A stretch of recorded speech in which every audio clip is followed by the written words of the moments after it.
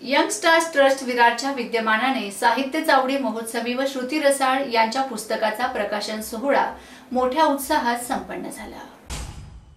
पापणीच्या पंखाखाली काव्यसंग्रह या पुस्तकांचे प्रकाशन सोहळा मोठ्या उत्साहात संपन्न झाला। विरार येथील होल्ड विवा कॉलेज या ठिकाणी मोठ्या उत्साहात पुस्तकाचे प्रकाशन करण्यात आले। गेली 8 वर्ष साहित्य चावडीवर वैविध्यपूर्ण कार्यक्रम घेत आहोत आणि आज अमृत महोत्सवी कार्यक्रमाकडे घोडदौड करत आहोत।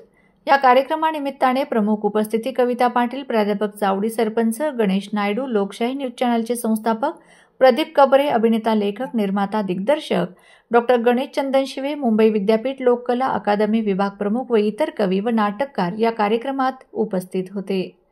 योगेश साबळे, विरार प्रतिनिधी।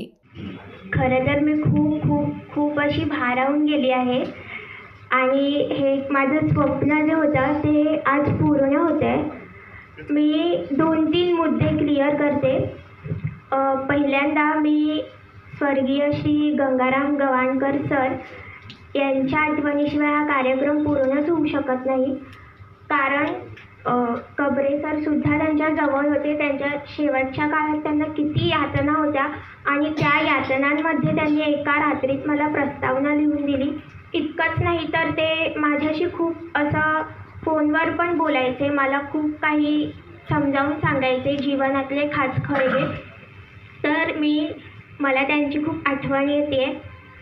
त्यानंतर मी असं सांगेन की माझ्यावर भाषेचे संस्कार कसे झाले, तर मुळातच लहानपणापासून मी मराठी विषयात खूप अशी हुशार आहे। त्यानंतर संस्कृत, समाजशास्त्र हे विषय मला खूप आवडायचे आणि गणित विज्ञानाच्या बाबतीत मी खूप मार खाल्लाय। पण मला असं वाटतं